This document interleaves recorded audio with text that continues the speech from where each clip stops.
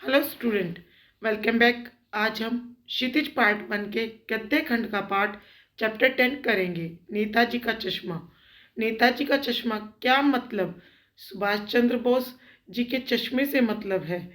यहाँ पर इस पाठ को बहुत इंटरेस्टिंग वे से, बहुत मज़ेदार तरीके से हमने समझा।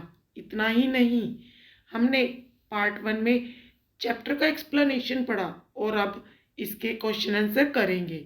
तो आज हमारे साथ अंत तक बने रहिए। तो चलिए शुरू करते हैं। देखो बच्चों, इस पाठ में लेखक है स्वयं प्रकाश जी। प्रश्न उत्तर करने से पहले स्वयं प्रकाश जी ने पूरे चैप्टर में क्या बताया है उसे हम स्टार्ट शॉर्ट में पहले अच्छे से समझ लेते हैं और उसके बाद डिटेल में बात करेंगे। हमारे लेखक स्वयं प्रकाश जी, अभी कुछ साल पहले ही उनका देहावसान हुआ था। उनका 2019 में गुना में देहावसान हुआ था। यह कहानी शुरू होती है एक कस्बे से। कस्बा मतलब टाउन एरिया, छोटी सी जगह को टाउन कहते हैं। वो टाउन ज़्यादा बड़ा नहीं है, जिसमें एक स्कूल है लड़कों का, एक लड़कियों का, 2 ओपन एयर सिनेमा है, एक कारखाना है और एक नगर पालिका। इतना सब कुछ एक कस्बे के अंदर था। शुरू होती है कहानी। हमने तो इस यहाँ पर कहानी में स्वयं प्रकाश जी ने बहुत सारी चीज़ें बताई है कि उस नगर पालिका ने किस तरह नेताजी के स्टैचू को कस्बे के चौराहे पर स्थापित करने के लिए निर्णय लिया और किस तरह उन्होंने मूर्तिकार को उसको बनाने की परमिशन दी। मूर्तिकार ने नेताजी का स्टैचू बनाया, चौराहे पर लगाया, लेकिन उसने चश्मा नहीं बनाया। तो पान वहाँ पर चौराहे पर एक पान वाला भी था। वहाँ पर एक मैनेजर साहब आते थे, हर 15 दिन में कारखाने में काम करते थे। वो हर 15 दिन में वहाँ से चौराहे पे से निकलते थे और आगे काम के लिए जाते थे। तो वो चौराहे पर रुककर पान खाते थे, पान वाले से बात करते थे और नेताजी की मूर्ति को देखते थे। वो नेताजी की मूर्ति को देखकर कहते क्या खूब है, अच्छा आइडिया है कि मूर्ति संगमरमर की और चश्मा असली। पर वो हर 15 दिन बाद आते और देखते कि वो चश्मा हर 15 दिन बाद बदल जाता। तो उन्होंने कौतूक होके पान वाले से पूछ ही लिया कि भाई ये चश्मा हर 15 दिन में क्यों बदल लेता है। वो कहते कैप्टन चश्मे वाला बदलता है। अब भाई कैप्टन चश्मे वाला कौन है? भाई वर्दी में तो कैप्टन साहब नेताजी, कोई देशभक्ति होगा जो नेताजी के चश्मे को बदलता है। पर वो कहता है नहीं, कैप्टन चश्मे वाला एक छोटा सा चश्मे बेचने वाला है जिसका अपनी कोई दुकान नहीं है। वही डंडे पे चश्मे लगाता है, कुछ चश्मों को लगाता है और बेचता है। जब वो एक चश्मा नेताजी की आंखों पे लगा देता है, कोई ग्राहक आता है तो वो चश्मा उतार कर उसको बेच देता है और दूसरा फ्रेम उस पर लगा देता है। तो यह सुनकर हलादार साहब को बहुत लगा कि भाई वो कैप्टन कितना देशभक्त की भावना है उसमें। तो इससे उनके देशभक्ति होने की का पता चलता है। इस पे जब उन्हें यह पता चला कि कैप्टन साहब मर गए हैं और 2 साल तक उन्होंने रूटीन में वहाँ पे 15-15 दिन के बाद चक्कर काटते, हर 15 दिन बाद देखते कि चश्मा बदला पाता। पर वो एक बार 2 साल बाद जब वो 15 दिन बाद फिर आ रहे थे तो वहाँ पे चश्मा नहीं दिखा और फिर पान वाले की दुकान भी बंद थी। अगले 15 दिन बाद आए तो भी चश्मा नहीं दिखा, मार्केट भी बंद थी। तो उन्होंने अगली बार जब वो आए तो ड्राइवर को कहा कि आप वहाँ पर नहीं रुकना। और जब उन्हें पता चला कि कैप्टन मर चुके हैं तो अब उनका मन वहाँ पे नहीं रुकने को करता था, तो वो सीधा निकलने को चले। और जब पर आदत से मजबूर थे, चौराहे पे पहुँचते ही उनकी आंखें नेताजी की मूर्ति पर पड़ गई। उन्होंने देखा कि सरकंडों का बना हुआ चश्मा नेताजी की आंखों पर लगा हुआ है। जैसे बच्चे खेलते टाइम बना देते हैं ना सरकंडों का चश्मा, वैसा चश्मा नेताजी की आंखों पर लगाया हुआ है। उन्होंने ड्राइवर को जोर से कहा कि जीप रोको। तो ड्राइवर स्पीड पे था, उन्होंने एकदम ब्रेक लगाई। इतने में गाड़ी रुकती, तो हवलदार साहब गाड़ी से कूदे और स्पीड से भागते हुए पानदार के पास चले गए। उन्होंने पूछा कि भाई ये चश्मा किसने लगाया है। इससे उनके मन में बहुत खुशी हुई और उनके भावुकता का पता चलता है, देशभक्ति की भावना का पता चलता है। वो कैप्टन के सामने नतमस्तक हो गए उनकी देशभक्ति को देखकर। इसलिए इसमें पाठ में यही बताया गया है कि देशभक्ति की भावना लोगों के मन में किस तरह बसी हुई है। कई लोग तो उसे आजकल मजाक के रूप में देखते हैं और कई उसे अपना गरूर मानते हैं। स्वयं प्रकाश जी काफ़ी अच्छे गायक रहे हैं। इनकी कहानियों में वर्ग शोषण के विरुद्ध चेतना है, तो हमारे सामाजिक जीवन में जाति संप्रदाय और लिंग के आधार पर हो रहे भेदभाव के खिलाफ प्रतिकार का स्वर भी है। रोचक किस्सा कोई शैली में लिखी गई उनकी कहानियाँ हिंदी की वाचिक परंपरा को समृद्ध करती है। हमने पहले कहानी को अच्छे से पढ़ा और स्वयं प्रकाश जी हमें जो भी समझाना चाहते थे वो सब कुछ हमने समझा कि हमने देशभक्ति की भावना, लोगों का नेताजी के प्रति प्यार, सब कुछ हमने समझा कि वो किस तरह की शैली का उन्होंने प्रयोग किया है, किस तरह के स्वर उन्होंने यूज़ किए वहाँ पर चैप्टर में। तो अब हम कहानी का अभ्यास करेंगे। हमने अगर चैप्टर अच्छे से पढ़ा है तो हम बहुत अच्छे से प्रश्न उत्तर को सॉल्व कर सकेंगे। तो चलिए अब हम करते हैं। सेनानी ना होते हुए भी चश्मे वाले के लोग कैप्टन क्यों कहते थे? भाई कैप्टन जो था वो सेनानी नहीं था, वो सेना में नहीं था, और फिर भी उसको लोग कैप्टन कहते थे। किस लिए कहते थे? सेनानी ना होते हुए भी लोग चश्मे वाले को कैप्टन इसलिए कहते थे क्योंकि कैप्टन चश्मे वाले में नेताजी के प्रति अगाध लगाव एवं श्रद्धा का भाव था। भाई लोग चश्मे वाले को नाम से नहीं बुलाते थे, उसको कहते थे कैप्टन, क्योंकि वो नेताजी के चश्मे को हर रोज बदल देता था।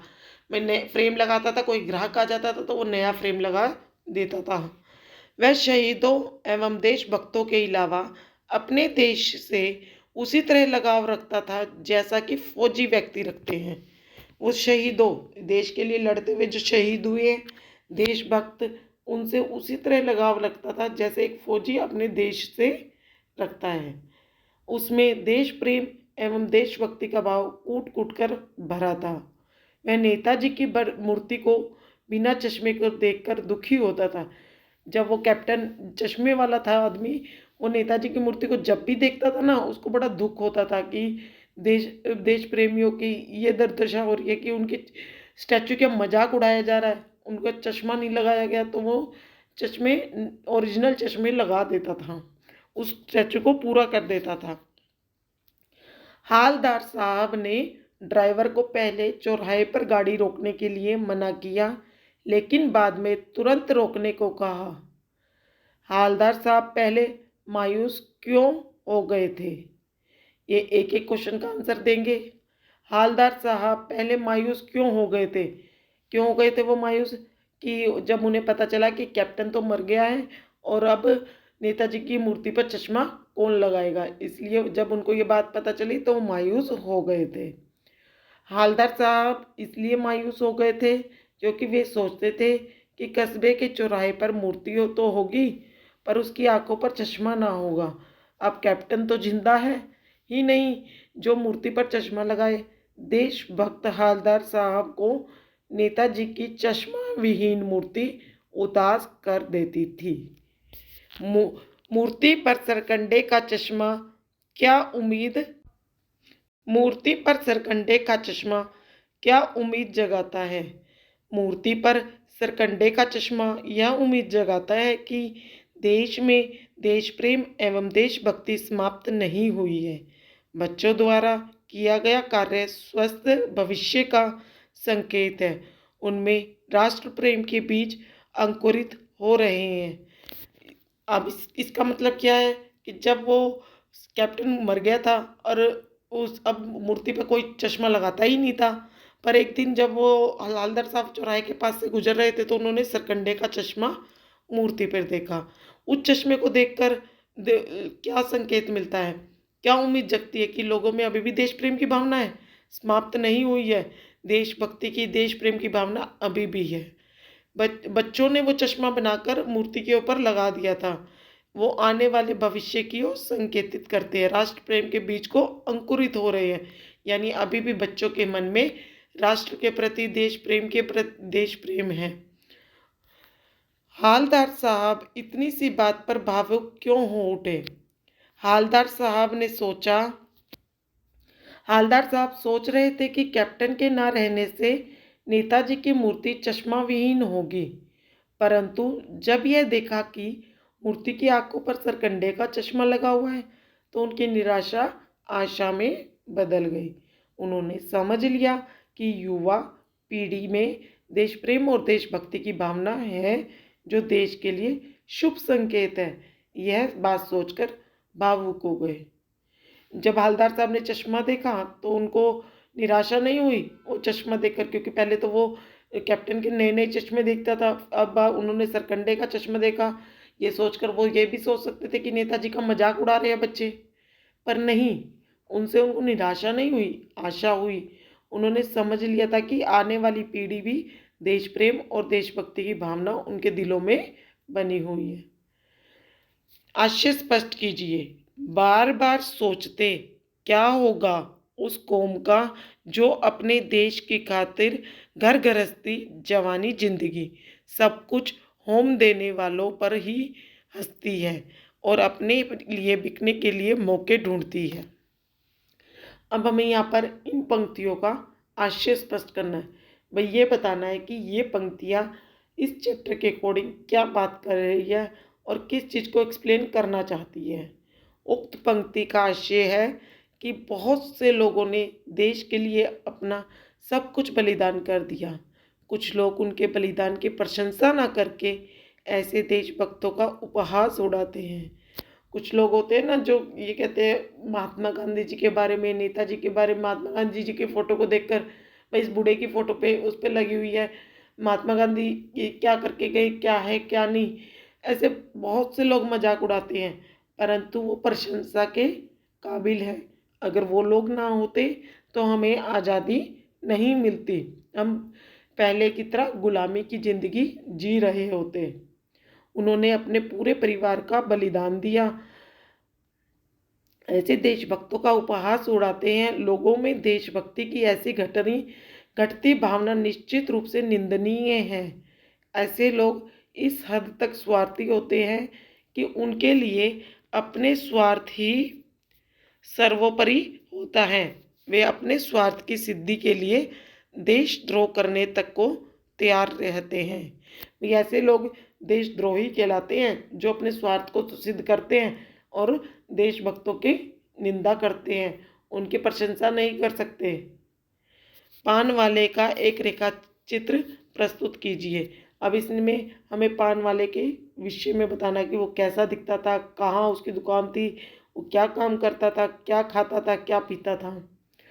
पान वाला अपनी पान की दुकान पर बैठा ग्राहकों को पान देने के अलावा उनसे कुछ ना कुछ बातें करता रहता था। वह स्वभाव से खुश मिजाज, काला मोटा व्यक्ति है। उसकी तोंद निकली हुई है। वह पान खाता रहता है जिससे उसकी बत्ती सी लाल काली हो रही है। जब वह हंसता है तो उसकी तोंद थिरकने लगती है, यानी हिलने लगती है। वो बहुत मोटा था, उसकी तोंद निकली हुई थी, जब वो हंसता था तो तोंद हिलने लगती थी। वह वाक्पटु है जो व्यंग्यात्मक बातें कहने से भी नहीं चूकता। यानी वाक्पटु यानी मुंह में आता जो आता वो बोल देता था।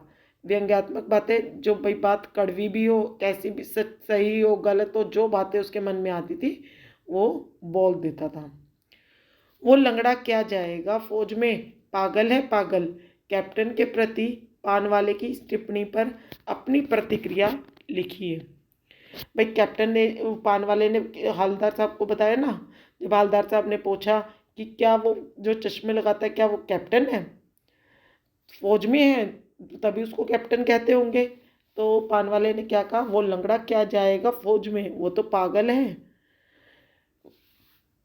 पान वाला कैप्टन चश्मे वाले के बारे में कुछ ऐसी घटिया सोच रखता है। भाई पान वाला था, वो कैप्टन के बारे में ऐसी ही सोच रखता था क्योंकि वो छोटा चश्मे बेचने वाला था। वास्तव में कैप्टन इस तरह की उपेक्षा का पात्र नहीं है, क्योंकि उसके मन में देश प्रेम की भावना कूट कूट कर भरी हुई थी। उसका इस तरह मजाक उड़ाना तनिक भी उचित नहीं है। पान वाले का, चश्मे वाले का, कैप्टन का मजाक उड़ाना उचित नहीं था। वास्तव में कैप्टन उपहास का नहीं, सम्मान का पात्र है, जो अपने अति सीमित संसाधनों से नेताजी की मूर्ति पर चश्मा लगाकर देश प्रेम का प्रदर्शन करता है और लोगों में देशभक्ति की भावना उत्पन्न करने के अलावा प्रांगण भी करता है। प्रांगण रचना और अभिव्यक्ति। निम्नलिखित वाक्य पात्रों की कौन सी विशेषता की ओर संकेत करते हैं? हालदार साहब हमेशा चौराहे पर रुकते और नेताजी को निहारते। इसमें क्या बताना हमने? पात्रों की विशेषता। भाई हालदार साहब भी एक पात्र थे इस पाठ में, और वो किस चीज़ की ओर संकेत करते थे ये बताना है। हालदार साहब अपने कर्म के प्रति सजग और पान खाने के शौकीन थे। उनके मन में शहीदों और देशभक्तों के प्रति आदर की भावना थी। नेताजी की मूर्ति को रुककर ध्यान से देखना तथा चश्मा विहीन मूर्ति को देखकर आहत होना इसका प्रत्यक्ष उदाहरण है। वे चाहते हैं कि युवा पीढ़ी में यह भावना और भी प्रबल हो। हालदार साहब थे ना, वो खाने पीने के बहुत शौकीन थे। वो जब भी 15 दिन बाद चौराहे से गुजरते तो पान खाकर जरूर जाते थे, पर उनमें शहीदों के लिए और देशभक्तों के लिए भी बहुत सम्मान था। भावना कूट कूट कर उनके अंदर भरी हुई थी। वो नेताजी की मूर्ति को रुककर देखते, पान खाते और फिर आगे चले जाते। पर वो जब देखते कि नेताजी की मूर्ति चश्माविहीन है तो उनका दिल आहत हो जाता, यानी उन्हें बहुत दुख होता। पान वाला उदास हो गया। उसने पीछे मुड़कर मुंह से पान नीचे थूका और सिर झुकाकर अपनी धोती के सिर से आंखें पोंछता हुआ बोला, साहब कैप्टन मर गया। पान वाला प्राय कैप्टन चश्मे वाले का उपहास उड़ाया करता था, जिससे ऐसा लगता था जैसे उसके अंदर देशभक्ति का भाव नहीं है। पर जब कैप्टन मर जाता है तब उसके देश प्रेम की झलक मिलती है। वह कैप्टन जैसे व्यक्ति की मृत्यु से दुखी होकर हालदार को उसकी मृत्यु की सूचना देता है। ऐसे करते हुए उसकी आंखें भर आती हैं। भाई पान वाला जो था वो हमेशा कैप्टन की बुराई करता था, मजाक उड़ाता था, और उसके पान वाले के इस तरह करने से ये लगता था कि इसमें देशभक्ति की भावना नहीं है। पर जब कैप्टन मर गया तो पान वाले को बहुत ज़्यादा दुख हुआ, और हालदार साहब के पूछने पर उसने कहा, साहब कैप्टन तो मर गया, और उसकी आंखों में पानी आ गया। कैप्टन बार बार मूर्ति पर चश्मा लगा देता था। भाई जो कैप्टन चश्मे वाला था ना, भले ही शारीरिक रूप से फौजी व्यक्तित्व वाला ना हो, पर मानसिक रूप से फौजियों से जैसी मनोभावना रखता था। उसके हृदय में देश प्रेम और देशभक्ति की भावना कूट कूट कर भरी हुई थी। नेताजी की चश्माविहीन मूर्ति देखकर वह आहत होता था और कमी को पूरा करने के लिए अपने सीमित आय में से चश्मा लगा दिया करता था, ताकि नेता व्यक्तित्व अधूरा ना दिखे। उसमें देश प्रेम की भावना कूट कूट कर भरी हुई थी। चाहे वो फौजी नहीं था, फिर भी फौजियों जैसी भावना थी। वो नेताजी की चश्माविहीन मूर्ति को देखकर वो बहुत दुखी होता था और अपनी आय से जो भी कमाता नया चश्मा खरीद लाता, और ग्राहक आने पर फिर वो बदल देता नेताजी का चश्मा, और नेताजी के व्यक्तित्व को पूरा करता, क्योंकि नेताजी चश्मा लगाते थे, बिना चश्मे के तो उनका व्यक्तित्व पूरा होता नहीं था, और कैप्टन उस व्यक्तित्व को पूरा करता था। जब हालदार साहब ने कैप्टन को साक्षात देखा नहीं था, तब तक उनके मानस पटल पर उसका कौन सा चित्र रहा होगा, अपनी कल्पना से लिखिए। जब तक हालदार साहब ने कैप्टन को साक्षात रूप से नहीं देखा था, भाई वो आते थे, चश्मा देखते थे, पान वाले से बात करते थे और चले जाते थे। हर बार उनका यही काम था। पर जब उन्हें हालदार साहब ने कैप्टन के बारे में पूछा, उन्हें साक्षात रूप में देखा, तब उनके मानस पटल पर कैप्टन का व्यक्तित्व एक फौजी व्यक्ति जैसा।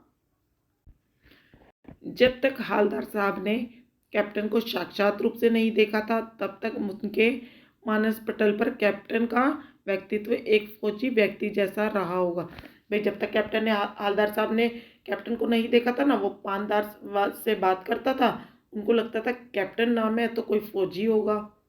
तो उनके मन में यही होता था कि कैप्टन एक फौजी व्यक्ति ही होगा, जैसा रहा, जो लंबे कद वाला, मजबूत कदगाटी, हट्टा कट्टा दिखता होगा। उसका चेहरा रोबीला और घनी मूंछों वाला रहा होगा। जैसे फौज में होते हैं ना बड़ी बड़ी मूंछों वाले, और कैप्टन है तो बड़ी बड़ी मूंछों वाला होगा, रोबीला होगा, हट्टा कट्टा होगा। वह अवश्य ही नेताजी की फौज का सिपाही रहा होगा। यह हर कोण से फौजियों जैसा दिखता होगा। भाई कैप्टन के हालदार साहब के मन में जब तक कैप्टन को देखा नहीं था ना, तो उसने कैप्टन की एक छवि अपने मन में बना रखी थी। कस्बों, शहरों, महानगरों के चौराहों पर किसी न किसी क्षेत्र के प्रसिद्ध व्यक्ति की मूर्ति लगाने का प्रचलन सा हो गया है। इस तरह की मूर्ति लगाने का क्या उद्देश्य हो सकते हैं? समाज सेवा, देश सेवा या ऐसे ही अन्य क्षेत्रों में उत्कृष्ट कार्य करने वाले प्रसिद्ध व्यक्तियों की मूर्ति प्राय कस्बों, चौराहों, महानगरों व शहरों में लगाई जाती है। ऐसी मूर्तियां लगाने का उद्देश्य सजावटी ना होकर उद्देश्यपूर्ण होता है। भाई ऐसे देशभक्तों की मूर्तियां लगाते हैं हम चौराहों पे, वो कोई सजावटी नहीं लगाते, इनके पीछे भी एक उद्देश्य होता है, ताकि लोग उन मूर्तियों को देखें और उन्हें याद आए कि ये भी देश प्रेमी, देशभक्त हमारे लिए कुर्बानियां देकर गए हैं। लोग ऐसे लोगों के कार्यों को जाने और उनसे प्रेरित हुए। भाई आते जाते लोग जब मूर्ति को देखेंगे तो उनके मन में उत्सुकता होगी उनके बारे में, जिनको नहीं पता होगा तो वो जानेंगे और उनके कार्य को जानकर वो प्रेरित होंगे। लोगों में अच्छे कार्य करने की रुचि उत्पन्न हो और वे उसके लिए प्रेरित हो। लोग ऐसे लोगों को भूले ना तथा उनकी चर्चा करते हुए युवा पीढ़ी को भी उनसे परिचित कराए। भाई लोग कभी भी उनके कार्यों को हम लोगों को भूलना नहीं है। और आजकल की आने वाली पीढ़ी जो अब इस जनरेशन के लोग हैं, उन्हें भी उनके कार्यों से उनसे परिचित कराए, उनके विषय में अपने आप बात करके उनसे परिचित कराए। आप अपने इलाके के चौराहे पर किस व्यक्ति की मूर्ति स्थापित करवाना चाहेंगे और क्यों? भाई वहाँ पर तो नेताजी सुभाष चंद्र बोस की मूर्ति स्थापित हुई थी। अब हम किसकी करवाना चाहेंगे? अगर हमें ऑप्शन दिया जाए कि हमें चौराहे पर मूर्ति स्थापित करानी है, तो अब ये इसमें ये बताना है। मैं अपने इलाके के चौराहे पर चंद्रशेखर आज़ाद की प्रतिमा लगवाना चाहूँगा, ताकि लोग, विशेषकर युवा वर्ग को अपने देश के लिए कुछ कर गुजरने की प्रेरणा मिले। वे अपनी मातृभूमि पर आँच न आने दें और अपने जीते जी देश को गुलाम होने से बचाने के लिए अपने प्राणों की बाजी लगाने से भी ना हिचकिचाएं। इसके अलावा युवाओं में देश प्रेम और देशभक्ति की भावना बलवती रहे। उस मूर्ति के प्रति आपके एवं दूसरे लोगों के क्या उत्तरदायित्व होने चाहिए? भैया आपने मूर्ति तो स्थापित कर दी चौराहे पर चंद्रशेखर आज़ाद जी की, अब उसके प्रति आपके क्या कार्य हैं वो बताएं। हम उसकी साफ सफाई करवाएं। भाई हम उस मूर्ति को टाइम टू टाइम साफ करते रहें। साल में कम से कम एक बार वहाँ ऐसा आयोजन करें कि लोग वहाँ एकत्रित हो और उस व्यक्ति के कार्यों की चर्चा की जाए। भाई हमने मूर्ति स्थापित कर दी है चौराहे पर, बस हमारा काम यहीं पे समाप्त नहीं होता है। हमारी जिम्मेवारी है कि हम साल में कम से कम, भाई जितनी बार कर लो वो तो बहुत अच्छी बात है, पर अगर ज़्यादा नहीं कर सकते तो कम से कम एक बार हमें वहाँ पर ऐसा आयोजन करना चाहिए जिसमें सभी लोग एकत्रित हो सके, इकट्ठे हो सके और उनके जो चंद्रशेखर आज़ाद जी है उन्होंने जो जो कार्य किए हैं उन्हें, उनके कार्यों की हम चर्चा कर सके, जिससे युवा पीढ़ी उत्साहित हो और उन्हें चंद्रशेखर आजाद जी के बारे में पता चले। उस व्यक्ति के कार्यों की वर्तमान में प्रासंगिकता बताते हुए उनसे प्रेरित होने के लिए लोगों से कहें। मूर्ति के प्रति सम्मान भाव बनाए रखें। सीमा पर तैनात फौजी ही देश प्रेम का परिचय नहीं देते।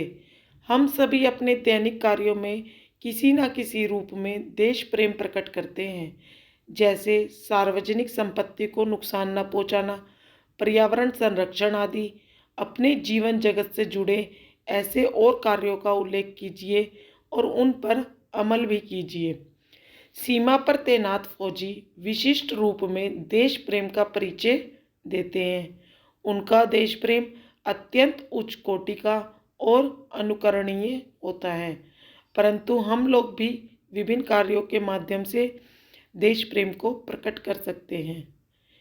ये काम सरकारी संपत्ति को क्षति न पहुंचाना, बढ़ते प्रदूषण को रोकने में मदद करना, अधिकाधिक वृक्ष लगाना, पर्यावरण तथा अपने आसपास की सफाई रखना, पानी के स्रोतों को दूषित होने से बचाना, वर्षा जल का संरक्षण करना, बिजली की बचत करना, कूड़ा इधर उधर ना फेंकना, नदियों को प्रदूषण मुक्त बनाए रखना का प्रयास करना, तोड़ फोड़ ना करना, शहीदों एवं देशभक्ति के प्रति सम्मान रखना, लोगों के साथ मिलजुल कर रहना आदि। अब देशभक्ति की भावना केवल देश प्रेम का परिचय नहीं देती। फौजी ही देशभक्ति नहीं कर सकता, आम आदमी भी कर सकते हैं। उनकी अपने अपनी तरह से देशभक्ति होती है। हर देश को साफ सुथरा रखना, पेड़ पौधे लगाना, पर्यावरण को साफ रखना, बिजली की बचत करना, कूड़ा इधर उधर ना फेंकना, नदियों को साफ सुथरा रखना, प्रदूषण मुक्त करना। भाई ऐसे काम भी करके ये भी देशभक्ति की भावना होती है। देश के लिए अपनी भावनाओं को व्यक्त करने का तरीका होता है। निम्नलिखित पंक्तियों में स्थानीय बोली का प्रभाव स्पष्ट दिखाई देता है। आप इन पंक्तियों को मानक हिंदी में लिखिए। कोई गिराक आ गया समझो, उसको चौड़े चौखट चाहिए तो कैप्टन किधर से लाएगा, तो उसको मूर्ति वाला दे दिया, उधर दूसरा बिठा दिया। मान लो कोई ग्राहक आ गया, उसे चौड़ा फ्रेम चाहिए। अब इन पंक्तियों को हमें हिंदी में लिखना है। यह हमें गिराक, चौखट, किधर, इस तरह के वर्ड, उधर, ये वर्ड्स हैं, इनको हिंदी में लिखना है। मान लो कि कोई ग्राहक आ गया, चौड़े फ्रेम चाहिए उसे चश्मे के लिए, तो कैप्टन कहाँ से लाएगा? वो तो मूर्ति पे लगा देता है, तो उसे मूर्ति वाला फ्रेम दे देता है और मूर्ति पर दूसरा फ्रेम यानी उधर दूसरा फ्रेम बिठा देता है और मूर्ति पर दूसरा फ्रेम लगा देता है। भाई खूब, क्या आइडिया है।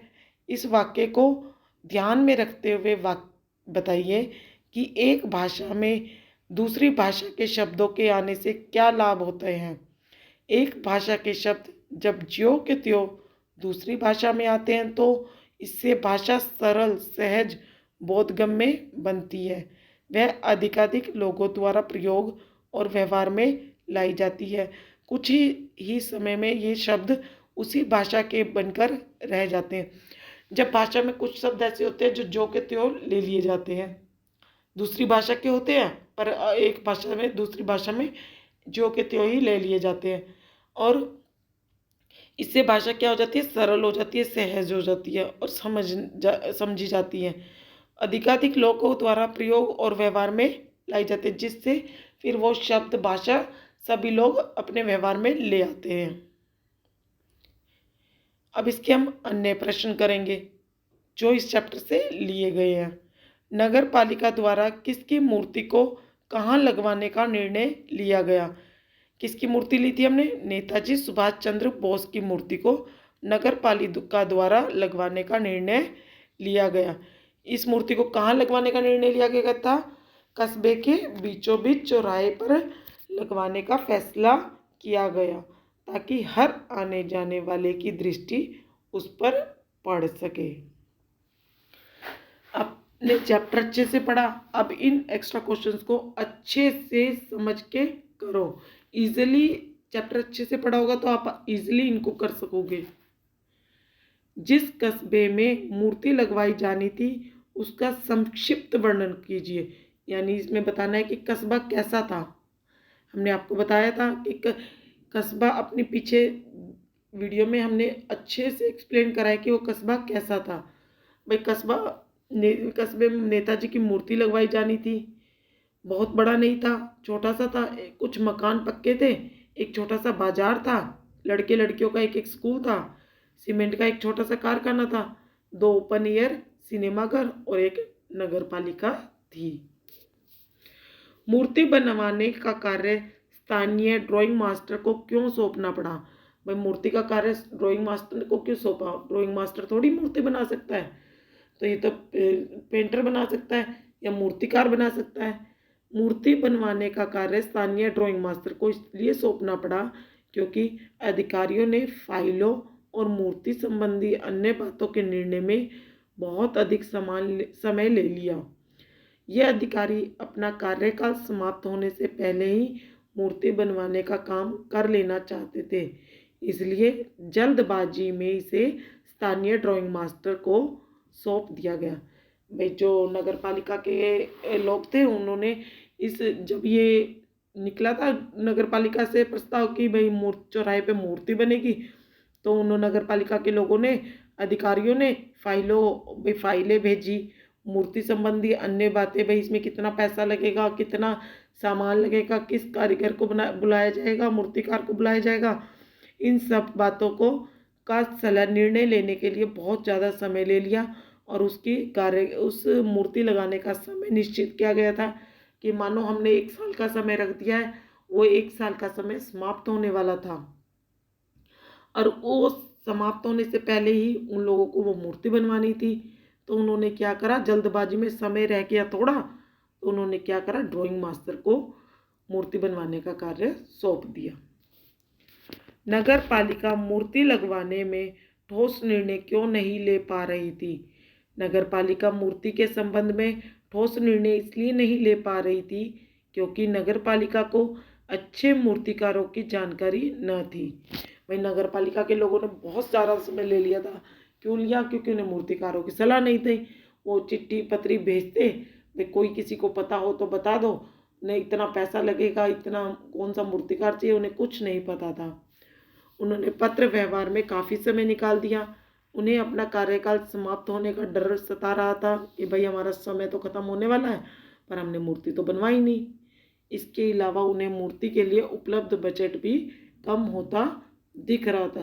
भाई जैसे जैसे टाइम बीत रहा था वो पैसे भी ख़त्म होते जा रहे थे, तो उन्हें डर सता रहा था। नेताजी की मूर्ति का संक्षिप्त चित्रण कीजिए। भाई जो ड्राइंग मास्टर ने मूर्ति बनाई थी उसको एक्सप्लेन करो। कस्बे की हृदय स्थली के चौराहे पर नेताजी की जो मूर्ति लगाई गई थी वह टोपी की नोक से कोट के दूसरे बटन तक 2 फुट ऊंची थी। टोपी से लेकर कोट का दूसरा बटन होता है ना, वहां तक का, जिसे हम बस्ट बोलते हैं।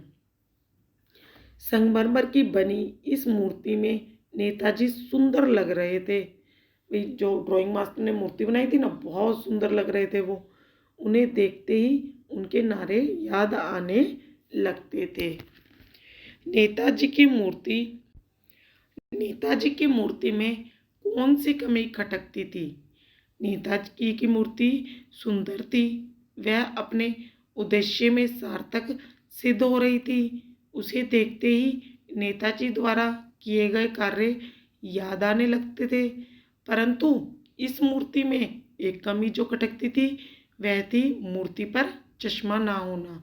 चश्मा ना होने से नेताजी का व्यक्तित्व अधूरा सा प्रतीत होता था। भाई चश्मा लगा दो तो जो आदमी चश्मा लगाता है तो उसकी पहचान और बन जाती है, चश्मा हटा दो तो वो पहचान में कम आता है। तो चित्रकार ने बनाई, ड्राइंग मास्टर ने जो मूर्ति बनाई थी वो चश्मा लगाना भूल गया था। वो संगमरमर के पत्थर में कांच के लेंस चश्मे लगाना मुश्किल था, तो वो चश्मा लगाना भूल गया, चश्मा लगाया ही नहीं उसने। तो इससे नेताजी की मूर्ति में कमी महसूस होती थी, अधूरी सी प्रतीत होती थी। मूर्ति की कमी को कौन और किस तरह पूरा करने का प्रयास करता था? मूर्ति की कमी, क्या कमी थी उसमें? चश्मे की। उसे कौन पूरा करता था? कैप्टन। और किस तरह करता था? अपनी आय से चश्मे खरीद कर हर रोज बदल देता था। नेताजी की मूर्ति चश्माविहीन थी, इससे उनका व्यक्तित्व अपूर्ण सा लगता था। इस कमी को पूरा करने का प्रयास कैप्टन चश्मे वाला करता था। वह नेताजी की मूर्ति पर चश्मा लगा दिया करता था। इस प्रकार वह मूर्ति की कमी और नेताजी के व्यक्तित्व की अपूर्णता को भरने का प्रयास करता था। कैप्टन कौन था? उसका व्यक्तित्व नाम के विपरीत कैसे था? कैप्टन फेरी लगाकर चश्मे बेचने वाला एक मरियल और लंगड़ा सा व्यक्ति था, जो हाथ में एक संदूकची लिए हुए था, एक बांस में चश्मे के फ्रेम टांगे घूमा करता था। भाई जैसे आजकल वो खिलौने वाले आते हैं ना, पहले आते थे एक डंडा, बांस के डंडे पर दो डंडियां लगाकर उस पर खिलौने लटकाए रखते थे, ऐसे ही कैप्टन ने उस पर चश्मे लटका रखे थे, उनके फ्रेम। कैप्टन नाम से लगता था कि वह फौजी या किसी सिपाही जैसा शारीरिक रूप से मजबूत, रोबीले चेहरे वाला बलिष्ठ व्यक्ति होगा, पर ऐसा कुछ भी ना था। भाई कैप्टन उसे लोग नाम से कहते थे क्योंकि वो नेताजी की उस मूर्ति पर चश्मे लगाता था, तो लोगों ने उन्हें कैप्टन कहना शुरू कर दिया था, पर वो कैप्टन नहीं थे। कैप्टन मूर्ति के चश्मे को बार बार क्यों बदल दिया करता था? कैप्टन देशभक्त तथा शहीदों के प्रति आदर भाव रखने वाला व्यक्ति था। वह नेताजी की चश्मा विहीन मूर्ति देखकर दुखी होता था। वह मूर्ति पर चश्मा लगा देता था, पर किसी ग्राहक द्वारा वैसा ही चश्मा मांगे जाने पर उतारकर उसे दे देता था और मूर्ति पर दूसरा चश्मा लगा दिया करता था। वह कैप्टन मूर्ति पर चश्मा लगा देता था। देश प्रेम की भावना भरी हुई थी उसके अंदर। वो नेताजी की मूर्ति को चश्मा विहीन नहीं देख सकता था, इसलिए वो अपने चश्मों के फ्रेम में से एक फ्रेम उस पर लगा देता था। जब ग्राहक आते थे वैसा ही चश्मा मांगते थे तो उतार कर वो उसे दे देता था और दूसरा चश्मा मूर्ति पर लगा देता था। नेताजी का चश्मा पाठ के माध्यम से लेखक ने क्या संदेश देने का प्रयास किया है? नेताजी का चश्मा नामक पाठ के माध्यम से लेखक ने देशवासियों, विशेषकर युवा पीढ़ी को राष्ट्र प्रेम एवं देशभक्ति की भावना मजबूत बनाए रखने के साथ साथ शहीदों का सम्मान करने का भी संदेश दिया है। देशभक्ति का प्रदर्शन देश के सभी नागरिक अपने अपने ढंग से कार्य व्यवहार में करते हैं। अब इसमें क्या बताया गया है कि नेताजी का चश्मा क्या संदेश देता है, के माध्यम से लेखक क्या संदेश देना चाहता है कि लेखक ने देशवासियों को, खासकर युवा पीढ़ी को राष्ट्र प्रेम और देशभक्ति की भावना को मजबूत बनाए रखने के लिए, भाई पहले के लोगों में तो थी पर आजकल के युवा लोगों में बहुत कम रह गई है राष्ट्र के प्रति प्रेम और देशभक्ति की भावना। हालदार साहब के लिए कैप्टन सहानुभूति का पात्र था, इसे आप कितना उचित समझते हैं? हालदार साहब जब कैप्टन को फेरी लगाते हुए देखते हैं तो उनके मुंह से अनायास निकल जाता है, तो बेचारे की अपनी दुकान भी नहीं है। चश्मे वाले की देशभक्ति के कारण उससे सहानुभूति रखते हैं। उनके इस विचार से मैं पूर्णतः सहमत हूँ, क्योंकि कैप्टन जैसा व्यक्ति सहानुभूति का पात्र है।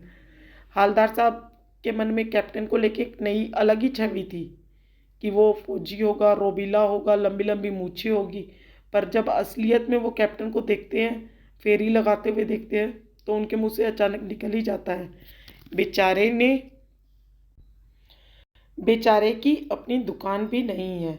वे चश्मे वाले की देशभक्ति के कारण उससे सहानुभूति रखते हैं और इस विचार से वे मैं पूर्णतः सहमत होते हैं कि भाई उसका ये सहानुभूति का पात्र है। उसमें देशभक्ति भरी हुई थी। पूरे कस्बे में कोई और ये काम नहीं करता था, सिर्फ कैप्टन ये काम करता था।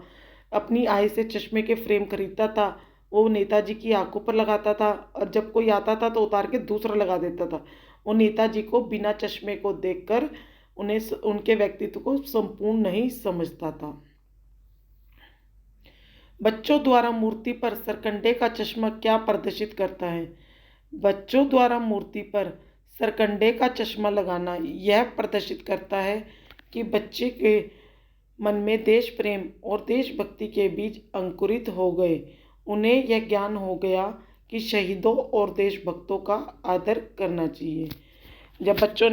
जब कैप्टन साहब गुजर गए, मर गए, तो बच्चों ने क्या करा, सरकंडे का एक छोटा सा चश्मा बनाया और मूर्ति की आंखों पर लगा दिया। उससे उनकी देशभक्ति की भावना, देश प्रेम की भावना, उनके दिल में कितनी देश के प्रति भावना है के बीज किस तरह अंकुरित हो रही है, उन सब का ज्ञान होता है। और शहीदों और देशभक्तों का हमें आदर करना चाहिए और हमें बच्चों को भी सिखाना चाहिए।